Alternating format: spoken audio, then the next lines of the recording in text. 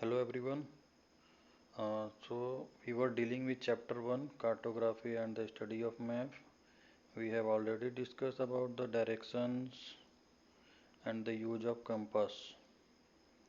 Now further we will see the next, what is geographic north. Okay student, uh, can you think about before the discovery of uh, compass, how are how early people used to move from one place to other place, how they used to get the direction? Can you guess? Yes, with the help of in the morning they use uh, the direction according to the sun. They used sun as the directive. ठीक है, क्या करते थे वो कि सन जिस direction से उनको अराइज होता दिखता था उसको वो क्या बोले, ईस्ट बोले। ठीक है, सनसेट जिधर हो रहा है उसको क्या बोले, वेस्ट बोले। And if we stand in front of the facing our face to the sun direction, sun arising direction, that is the east. Behind us is west. Our left hand direction will show the north and right hand direction will show the south direction. Okay, in this manner in the morning period we used to find the direction. But what about the night? Night के लिए वो क्या करेंगे? Night में तो कैसे पता चलेगी direction? So for night purpose they use the pole star. Pole star आपने नाम सुना होगा, you must have heard about pole star. Pole star जो है वो it is considered that it is in a stationary position, है ना? क्यों? Because जो पोल स्टार है वो अर्थ के नॉर्थ पे है। ठीक है, नॉर्थ पे हमको माना जाता है क्योंकि वो नॉर्थ पे है और हमारा जो अर्थ जो है अपने एक्सिस पे मूव कर रहा है। ठीक है, तो नॉर्थ पे जो भी होगा वो हमको स्टैटिक दिखेगा। Are you understanding what I am saying? ठीक है, तो इसीलिए पोल स्टार जो हमेशा फिक्स दिखाई देता है, एक ही पोजीशन पे होता है, इसीलिए हम उसको क्या कंसिडर करते हैं, जियोग्राफिक नॉर्थ। ठीक है, the pole star tells us the direction of the geographic north because it is always at the 90 degree north latitude. Okay, latitude की किस पे है, 90 डिग्री पे सिचुएटेड है। ठीक है, इसमें हम क्या कहते हैं, व्हाट वी कॉल है जियोग्राफिक नॉर्थ। जियोग्राफिक नॉर्थ को और हम ट्रू नॉर्थ भी कहते हैं।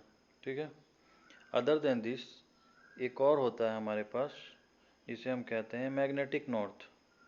ठीक है, मैग्नेटिक नॉर्थ क्या होता है? As we know we have already discussed in class 6 and 7 कि हमारे अर्थ में different kinds of metal situated है। ठीक है, उन मेटल्स की वजह से जब भी कोई मेटल मैग्नेटिक नीडल हम प्लेस करते हैं अर्थ के सरफेस पे, वो नॉर्थ डायरेक्शन शो करता है। ठीक है, लेकिन ये जो इसका डायरेक्शन होता है due to movement in the earth, earth के अंदर मूवमेंट हो रहा है तो जो मेटल्स हैं अर्थ के अंदर वो भी मूव कर रहे हैं, स्लाइटली मूव करेंगे ही। ठीक है, तो इसी वजह से जो मैग्नेटिक नॉर्थ होता है वो चेंज होते रहता है। ठीक है, here you can see the example here, यहाँ पे दिया हुआ इन 2004 मैग्नेटिक नॉर्थ क्या था, 82.3 डिग्री नॉर्थ। ठीक है, और 113.4 डिग्री वेस्ट था। ठीक है, जो कि 2007 में चेंज होके 83 डिग्री नॉर्थ हो गया और 120 डिग्री नियरली 7 डिग्री वेस्ट हो गया। ठीक है, तो इस प्रकार से मैग्नेटिक जो नॉर्थ होते हैं या मैग्नेटिक साउथ होते हैं वो चेंज होते रहते हैं, लेकिन जो ट्रू नॉर्थ होता है या फिर जियोग्राफिक नॉर्थ होता है वो फिक्स होता है, always in 90 degree to the latitude. ठीक है, now we will see scaling. What is scaling? Scaling क्या होता है? You must have atlas. मुझे लगता है आप लोगों के पास एटलस होगा या आपने मैप देखा होगा किसी भी कंट्री का, या फिर पूरे वर्ल्ड का मैप, या फिर इंडिया का मैप। तो हम इतने बड़े कंट्री को एक मैप पे कैसे शो करते हैं, है ना, उसका भी कुछ लॉजिक होगा। और मैप पे जो डिस्टेंस है वो एग्जैक्ट डिस्टेंस से मैच भी होना चाहिए, तो उसको एक किसी रेशियो में बनाया जाता है। ठीक है, सपोज कि ज़मीन पे जो 1 किलोमीटर है, I am showing that in the map in 1 centimetre. Are you understanding? अगर मैं 1 सेंटीमीटर को 1 किलोमीटर लेके चल रहा हूँ, 1 centimetre on the paper is actually 1 kilometre on the ground.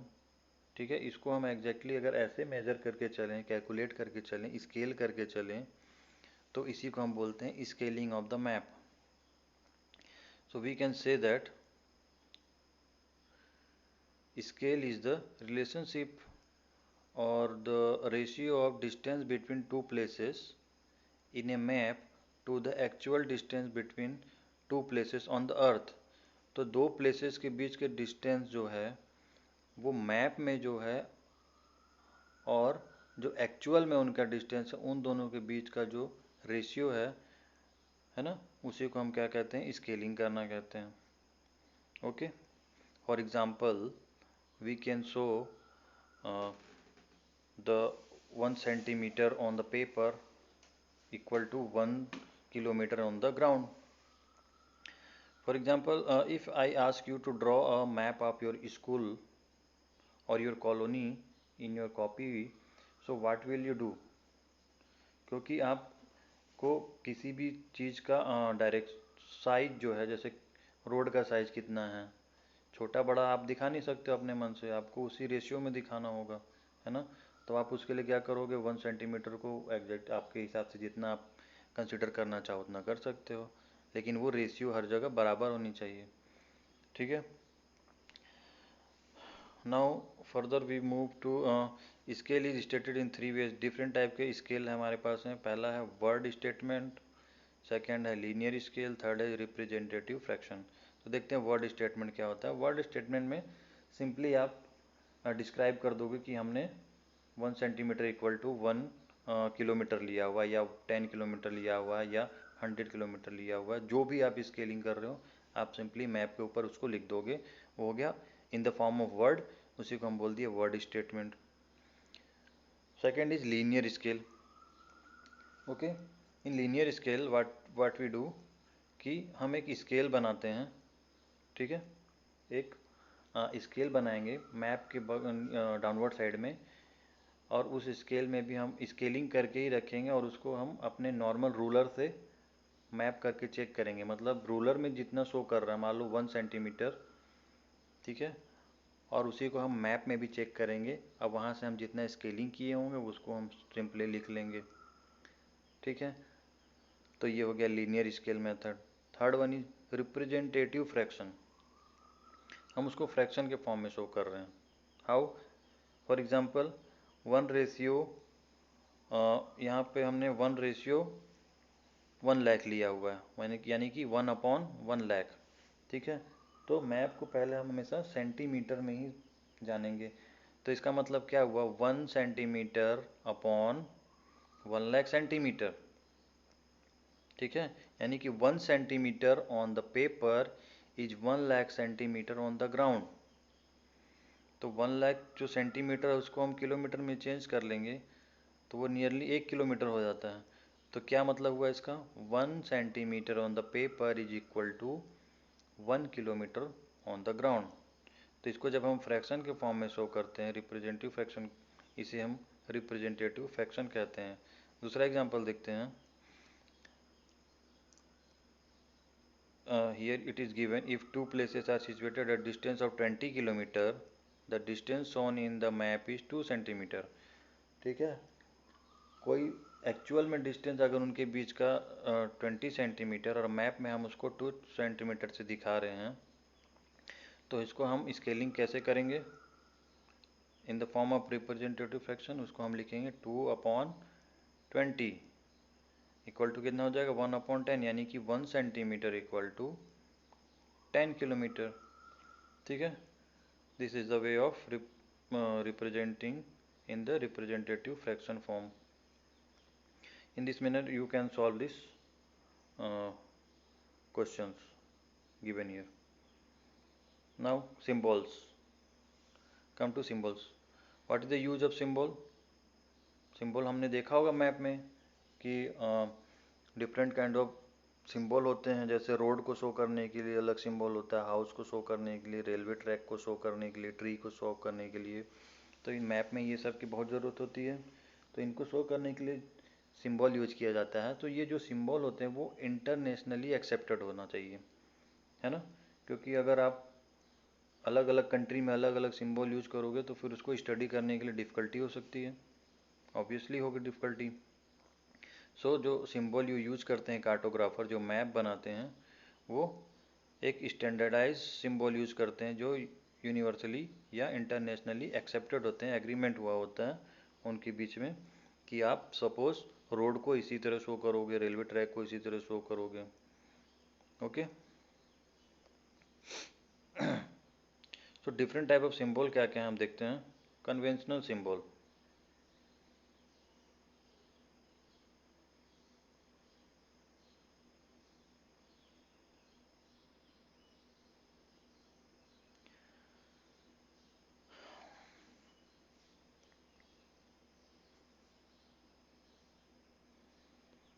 Conventional symbol में देखिए यहाँ पे मैप में दिया हुआ है, सॉरी एक चार्ट बना हुआ है यहाँ पे, जो इंटरनेशनली सिंबल एक्सेप्टेड हैं रेलवे के लिए, है ना। रेलवे लाइन्स तीन प्रकार की होती हैं, ब्रॉड गेज होता है, मीटर गेज होता है ना, और नैरो गेज होता है। तो उसके लिए अलग अलग शो किया हुआ है। रोड के लिए देखो कैसे शो किया, पेव्ड रोड है, पक्की रोड है तो क्या है, अनपेव्ड है, कच्ची रोड है तो कैसे शो करेंगे, ठीक है। बाउंड्रीज, जैसे हम मैप में बाउंड्री देखते हैं, इंटरनेशनल बाउंड्री को, स्टेट की बाउंड्री अलग है, डिस्ट्रिक्ट बाउंड्री अलग शो कर रहे हैं, रिवर को अलग शो कर रहे हैं, well, pond, canal, bridge. So in this manner there are many different symbols used in maps. Now come to types of maps. Let's see, uh, there are different types of map like political map, physical map and thematic map. Physical map क्या होता है? Maps that show natural feature, इसमें natural feature show हो रहा है, like mountain, plateau, plains, river, that is called as physical map.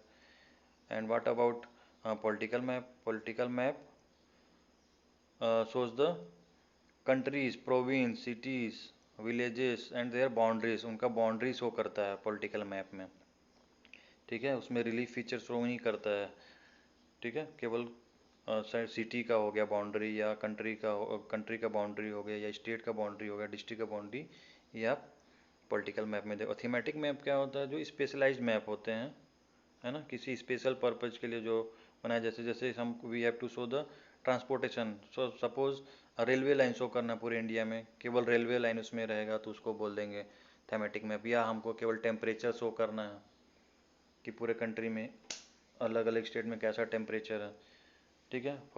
Other than this rainfall show करना है, forest show करना है, तो इसको हम बोलते हैं थीमेटिक मैप बोलते हैं। Okay, now when we use physical map, हमको फिजिकल मैप में if we want to show the relief pattern, है ना, रिलीफ जैसे लैंड फॉर्म, क्या क्या लैंड फॉर्म है हमारे पास, हिल्स हैं, है ना, हिल्स और माउंटेन्स हैं, प्लेटियाओ हैं एंड प्लेन्स हैं। तो इनकी हाइट अलग अलग है ना।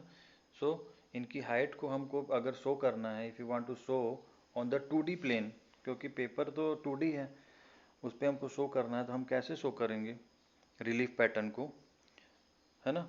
तो उसके लिए भी कुछ पैटर्न होता है हमारे पास, डिफरेंट काइंड्स ऑफ, लाइक हम कंटूर लाइन से शो कर सकते हैं उसको, ठीक है। तो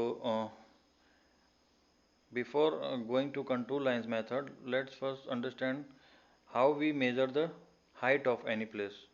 आपको पता होगा कि हम किसी भी जगह का हाइट, या माउंटेन का हाइट, या प्लेटियाओ या प्लेन का हाइट कहाँ से नापते हैं? मीन सी लेवल से नापते हैं, ठीक है। किसी भी जगह को हम मीन सी लेवल से ही नापते हैं उनकी हाइट, ठीक है। तो अब हाइट को शो कैसे करते हैं? पहला अगर हम बात करें कंटूर लाइन मेथड, ठीक है। कंटूर लाइन मेथड क्या होता है कि किसी भी सेम हाइट वाले एरिया को हम किसी एक सिंपल लाइन से दिखाएंगे बिना ब्रेक किए हुए, मतलब उस एरिया का जहाँ जहाँ हम शो कर रहे हैं वहाँ वहाँ का एरिया का हाइट सेम होगा। ओके, तो the places situated at the same height from the sea level are connected with a single line in map. This is called contour line. Okay,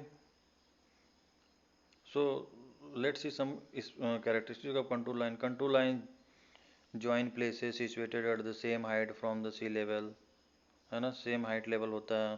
contour lines and their shapes depict the slope and height of the landform.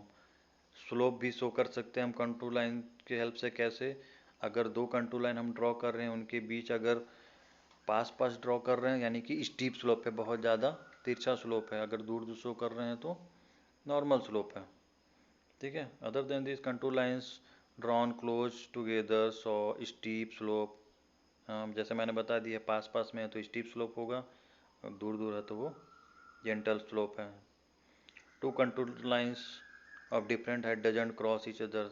Obviously अलग अलग height की contour lines जो हैं एक दूसरे को intersect नहीं करेंगे। ठीक है। So in this lecture we are ending up here only. In next lecture we will see the story of map making. Okay.